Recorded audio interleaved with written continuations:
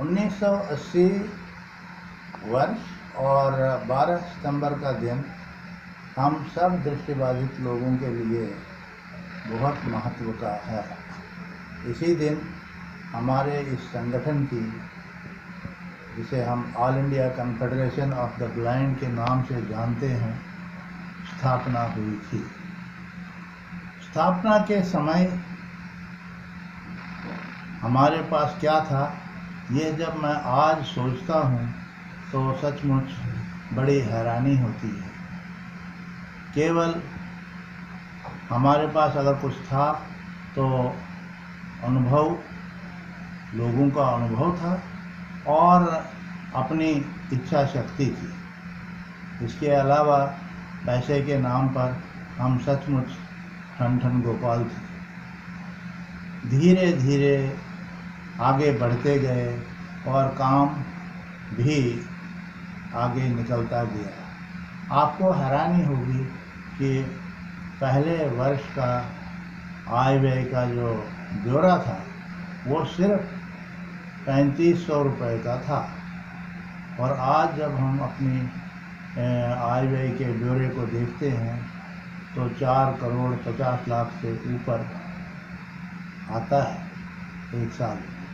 तो ये कितना बड़ा अंतर हुआ। तब हमारे पास एक साइकिल भी नहीं थी और आज हमारे पास अपने भवन हैं, और भवन ही नहीं, गाड़ियाँ भी हैं, फर्नीचर भी है। और तब हम अपना काम काज करने के लिए एक ट्रंक का इस्तेमाल टेबल के लिए करते थे, और आज हम अनेक टेबल हमारे पास हैं जिन पर हम कंप्यूटर रखकर काम करते हैं। तो कितना अंतर आया है धीरे धीरे काम करते करते। आप सोचते होंगे कि इतना बड़ा अंतर कैसे आया। साथियों, हमने हमेशा धीमे चाल चलने का रास्ता ही खोजा है। कभी भी हमने ये कोशिश नहीं की कि हम रातों रात बहुत बड़े प्रोजेक्ट चलाने वाले लोग बन जाएं। हमारा जो पहला प्रोजेक्ट था वो सिर्फ एक रोटरी क्लब के साथ चलाया जाने वाला,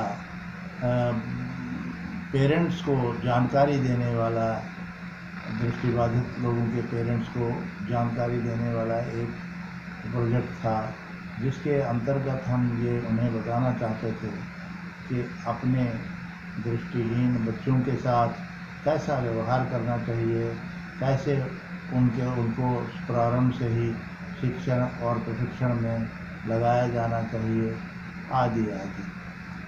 ये डॉक्यूमेंट जो है हमने 10 भाषाओं में तैयार किया, और आप ये देखेंगे कि इसके हमारे 2 उद्देश्य थे। एक तो लोगों तक ये जानकारी पहुँचे, और दूसरा ये भी कि हम इस डॉक्यूमेंट को वैसे तो भेज नहीं सकते थे, लेकिन स्कूलों के थ्रू भेज रहे थे, तो स्कूलों को भी ये जानकारी हो कि हमारा संगठन कार्यरत है।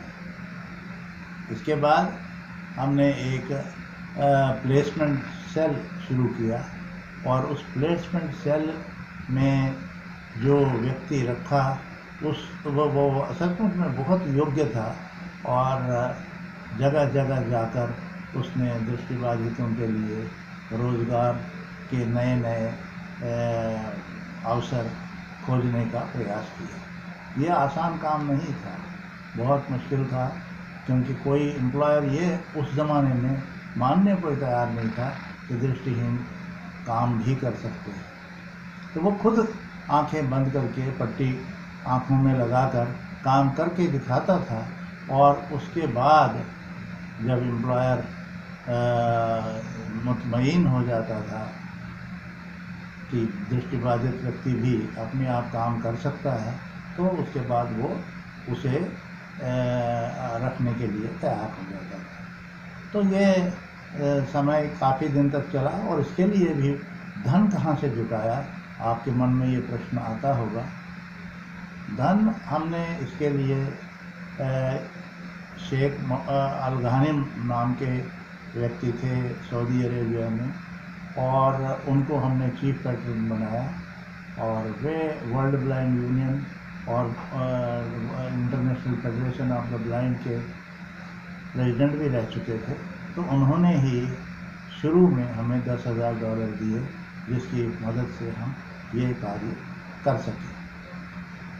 इसके बाद तो फिर मैं स्वीडन गया, और स्वीडन में एक एसोसिएशन कैसे बनानी चाहिए, कैसे चलानी चाहिए, इस पर 15 दिनों का एक वर्कशॉप था, जिसमें बहुत डिस्कशंस हुए अफ्रीका और एशिया के देशों में।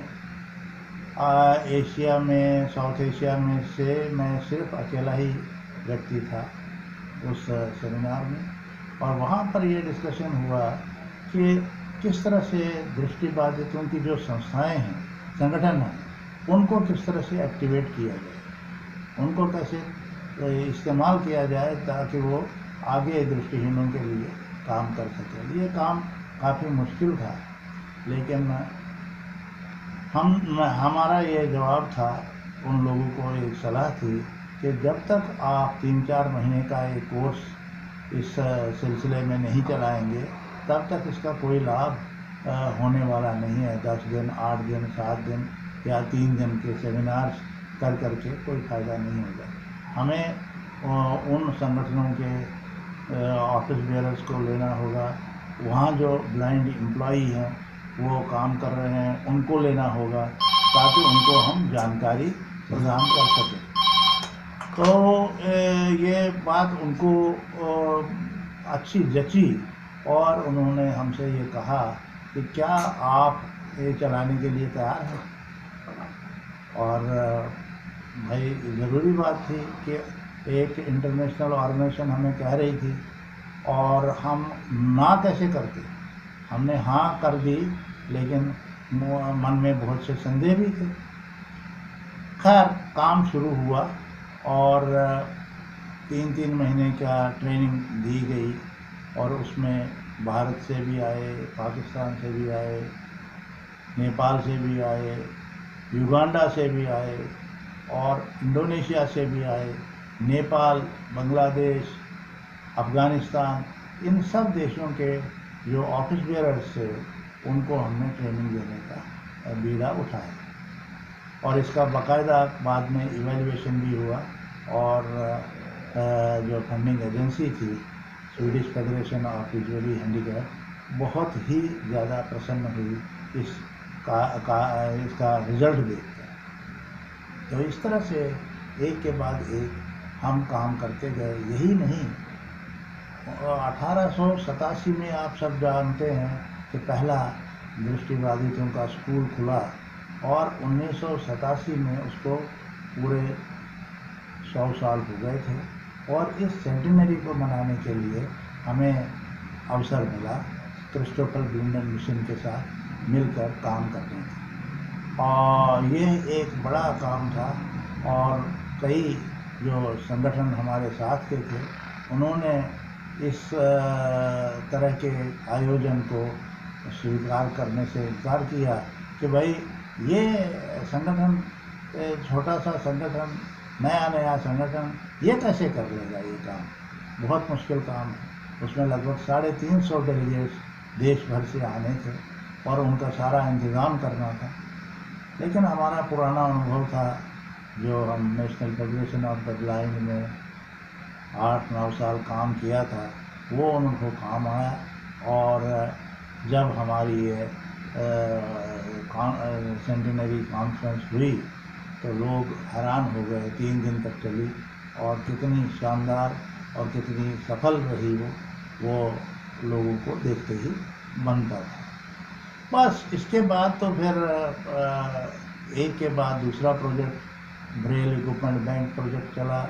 वीमेन के लिए एक अलग एक सेल बनाने की बात हुई, वो भी चला। और इसके साथ साथ कम्युनिटी बेस्ड रिहैबिलिटेशन, जिसको हम सबसे इम्पॉर्टेंट प्रोजेक्ट मानते हैं, वो चला।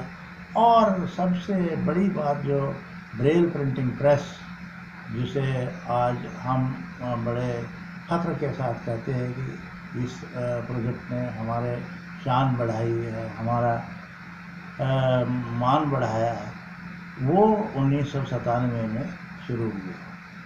बहुत लोग कहने लगे कि ये तुम सफ़ेद हाथी पाल रहे हो, ये मत करो, वो मत करो, क्योंकि ये नहीं चल पाएगा।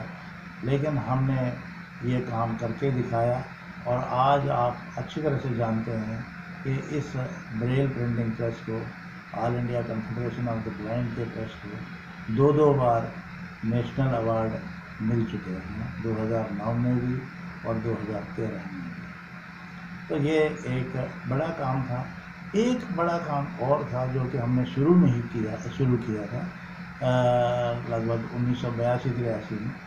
वो था हमारे दृष्टिबाधित लोगों को जो कि शिक्षित थे, उनको किस तरह से रोज़गार दिलाया जाए। मुझे आज भी वो अच्छी तरह से याद है कि रोज़गार दिलाने की जब बात आई तो सब लोगों ने हमें कहा कि अरे ये नहीं कर पाएंगे इसको।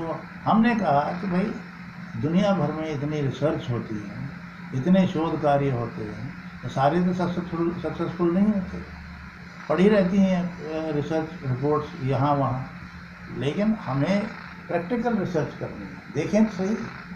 और परिणाम ये हुआ कि जब ये पहली लड़की हमारी तैयार हुई,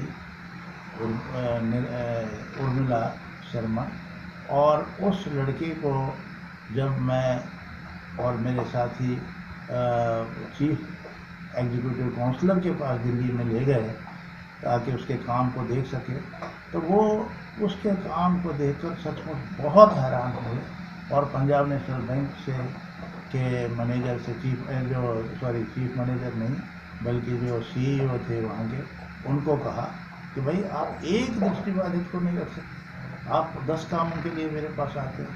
तो उन्होंने उसी वक्त कहा कि नहीं, मैं ज़रूर आऊँगा, क्योंकि उस लड़की ने जो टेस्ट दिया था वहाँ पर सीईओ ने चीफ मिनिस्टर के सामने, वो इतना शानदार था कि उसमें एक भी गलती नहीं आई। तो वो 3 दिन के अंदर अंदर ही उसका टेस्ट हुआ बाकायदा बैंक में, और वो पहली स्टेनोग्राफर हमारी लगी।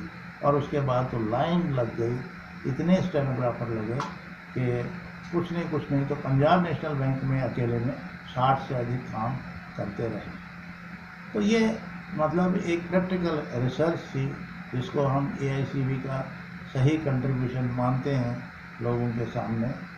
आज अभी हम इस बात को बहुत अहमियत देते हैं कि नेत्रहीनों को रोज़गार की बहुत ज़रूरत रहती है। इसीलिए हमने अब computer training, advance computer training चलाई है और उसका भी परिणाम बहुत अच्छा है। उसमें से भी लोग हर साल लग रहे हैं। इस साल भी 3 अब तक लग चुके हैं। कोविड-19 की वजह से परेशानियां ज़रूर हो रही हैं, लेकिन जैसे ही एम्प्लॉयमेंट के रास्ते खुलेंगे वो वैसे ही मुझे पूरा विश्वास है कि हमारे लोग भी लगेंगे। मैं अंत में इतना ही कहना चाहूँगा कि हमारा संगठन काम में विश्वास करता है, बातों में नहीं।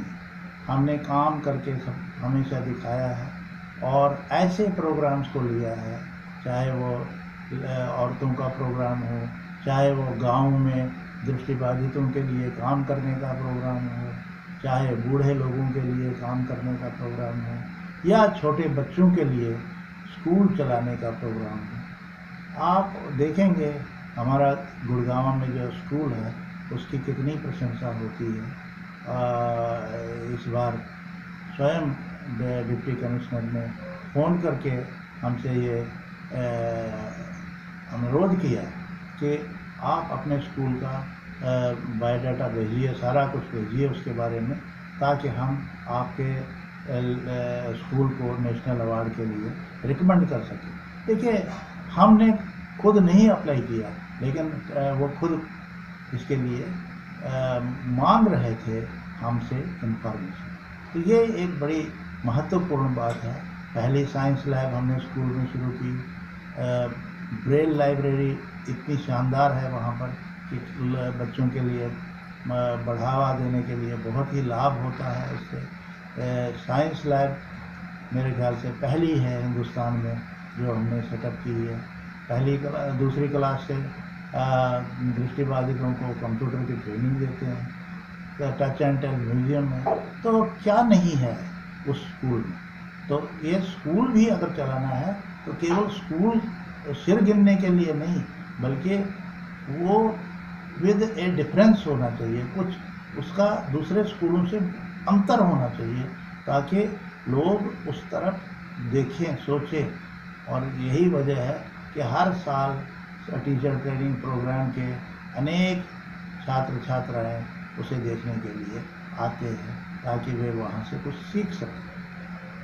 तो मैं अंत में अपने सभी साथियों से, अभी अपने सभी जो वेल विशर्स हैं उनसे यही प्रार्थना करूँगा कि वे हमारे संगठन की पुष्ट पनाही करते रहें और हमारे जहाँ पर भी हमें कमी उन्हें महसूस हो वो उसको पॉइंट आउट करें। धन्यवाद। एक बार पुनः 12 सितंबर के दिन की बधाई के साथ सभी श्रोताओं से विदा लेता हूँ।